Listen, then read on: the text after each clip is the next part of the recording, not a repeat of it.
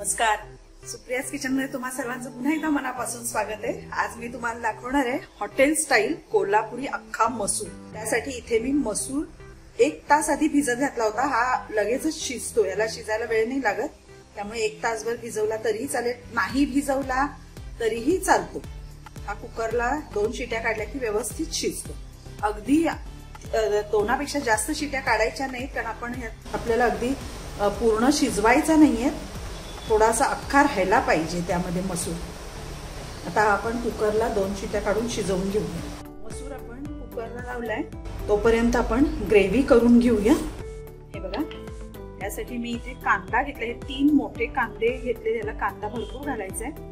3 मोठे कांदे, 2 टोमॅटो, लसणीच्या 10-12 छोट्या बारीक आहेत म्हणून 10-12 घेतले आहेत, आणि हे आलं घेतलंय। आता याची आपण मिक्सरला एकदम बारीक पेस्ट करून घ्यायची। पाणी घालायची गरज नाहीये, कारण टोमॅटोचं पाणी सुटतं।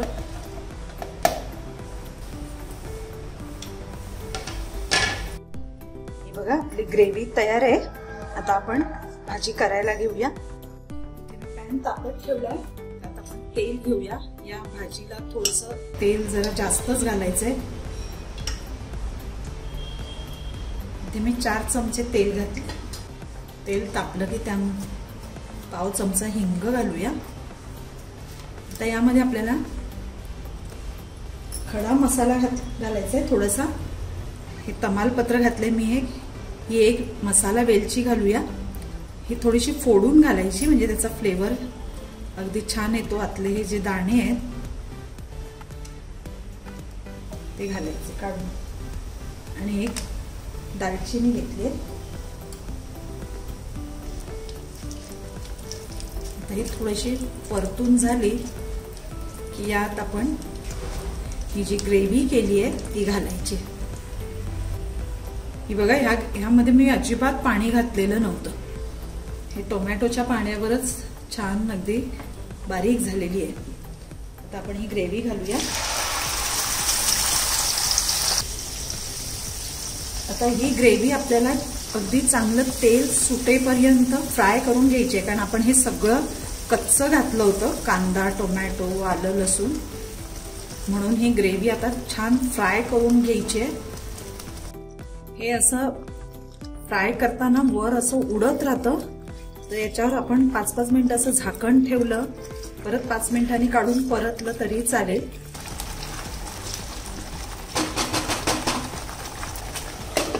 5 मिनिटं झाकण ठेवायचं।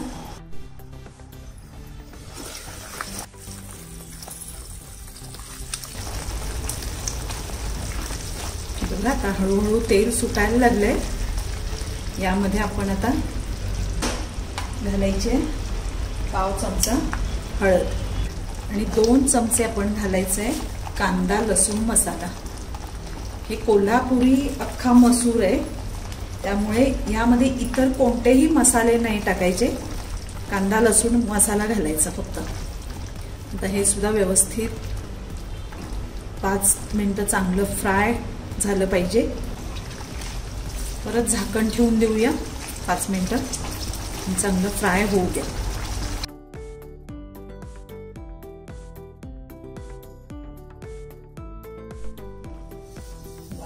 हे बघा, आता ग्रेव्ही आपली छान फ्राय झालेली आहे, तेल सुटायला लागलंय, रंग पण सुंदर दिसतोय। यामध्ये आपण आता चवीपुरतं मीठ घालायचंय। आपण मसुरांमध्ये काही मीठ घातलेलं नव्हतं, त्यामुळे त्या अंदाजाने मीठ घालायचं। कोथिंबीर घालूया।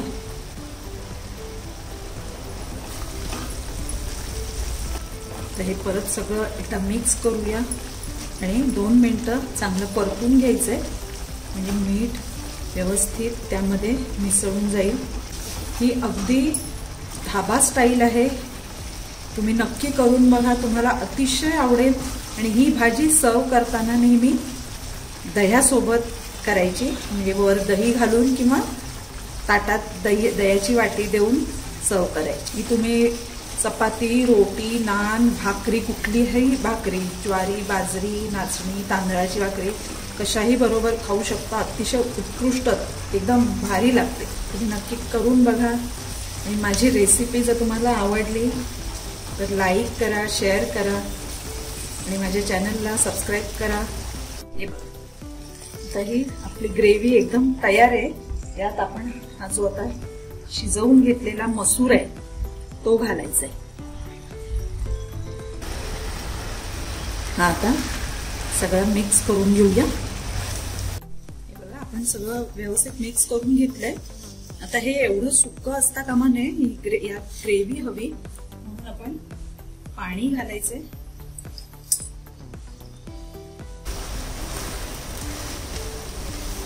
अजून थोडंसं घालूया पाणी.